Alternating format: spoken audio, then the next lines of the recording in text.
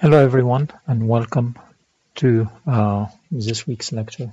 So this week we will cover linear regression and classification. So uh, this approach, linear regression, has been used for hundreds of years. It essentially belongs to the class of linear functions of continuous valued inputs. So today we'll start with the simplest case, which is regression with a univariate linear function, so just one input.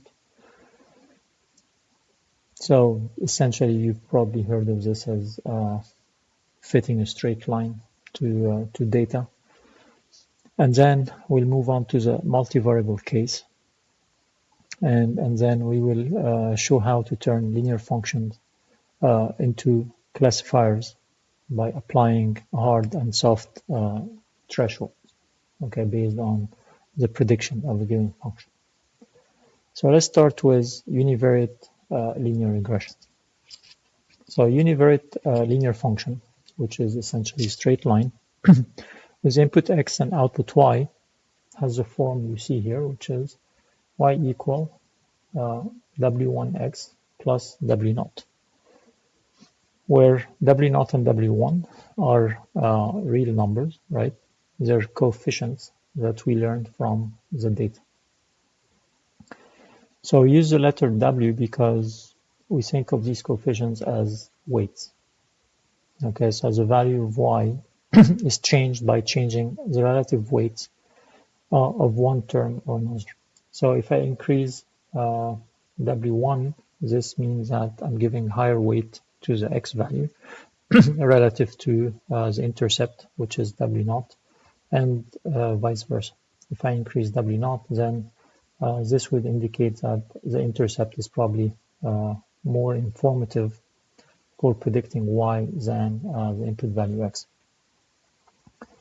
So we will define a vector w then that includes, in this case, two components, w0 and w1, and define the linear function with those weights as this hypothesis. So we call it h sub w.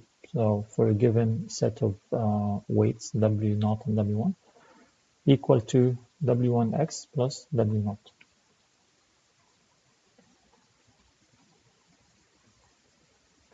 So the task then for us is to find hw that best fits the data that we're given. And this task, we call it linear regression. Okay, finding the best hypothesis, h sub w, or essentially the best vector w, that minimizes some kind of loss function, okay, empirical loss. So typically, the loss function we use in linear regression is the squared error loss function, L2, summed over all of the training examples.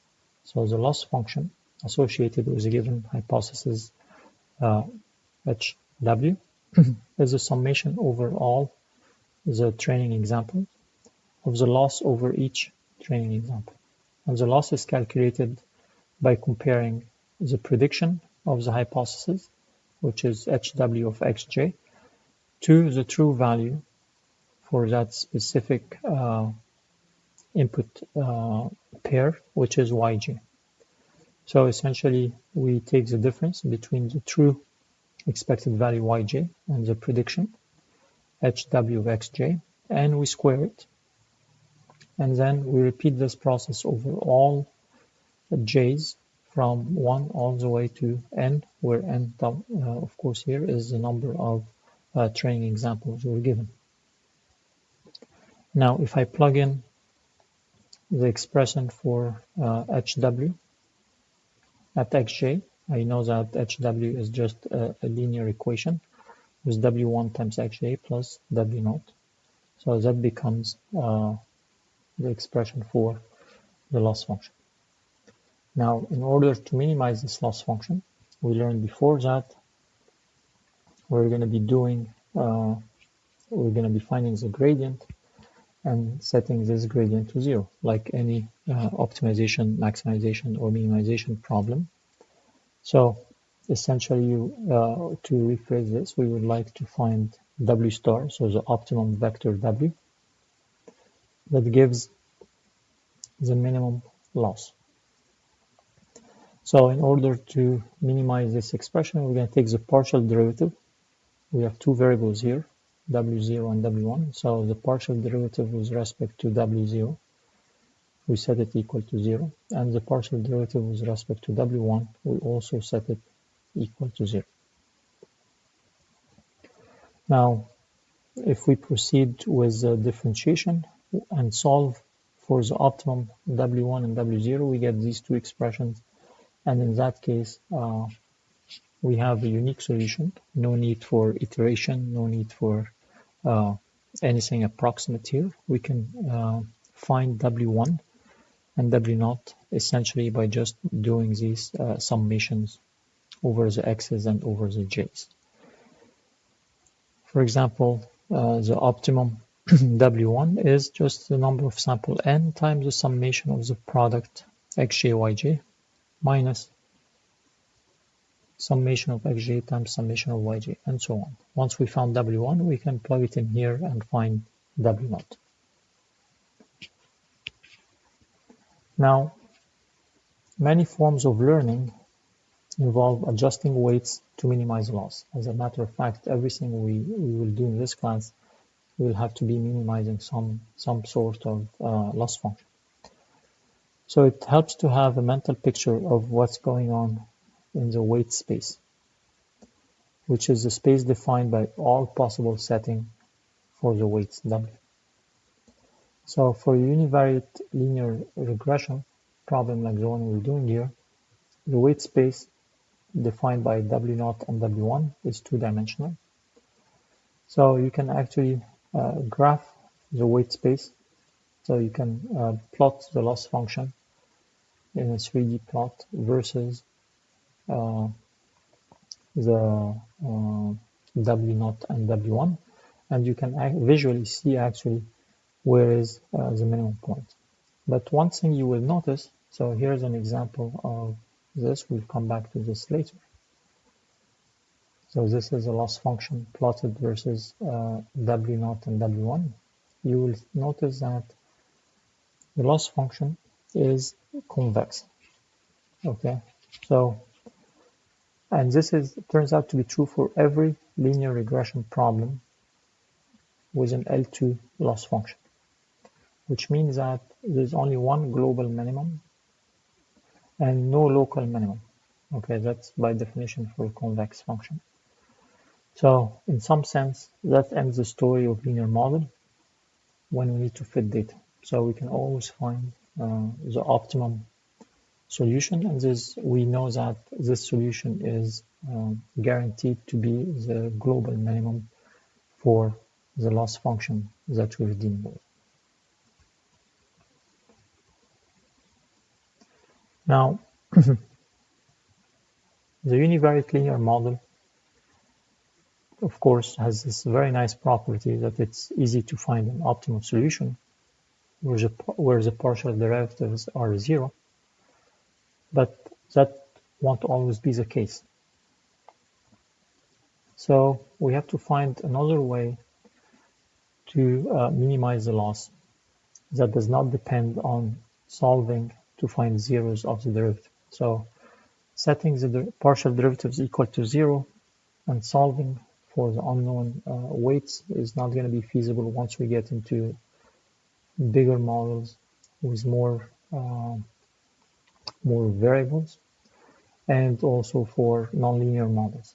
So the approach of getting a closed form solution that's not going to be possible anymore. So we're going to learn an approximation, which is a technique called gradient descent. Okay, which can be applied to any loss function, no matter how complex. Of course, the problem, as you can see, as you will see later on, is that these methods and these numeric methods do not guarantee that we will reach the global optimum. Okay, so we will have to find ways to deal with this problem, that we might get stuck in a local optimum, that we might get stuck and not converge to the global optimum and end up not finding the optimum set of weights. But we'll discuss that later. So essentially what we will do is search through the continuous weight space. Remember that W's are continuous functions, right? The real numbers. By incrementally modifying the parameters. So we're going to start at some point, some value for W0 and W1. And then we want to increment these values or change them little by little, such that every step we're moving towards the optimum values. So there are algorithms like hill climbing, but here we are minimizing the loss, so not maximizing the gain. So we will change the name for from hill climbing to gradient descent. And the reason why we call it gradient descent, as you'll see, is because we will be going constantly in the direction opposite to the gradient. So remember, the gradient of any function from calculus gives you the direction of maximum increase for that function.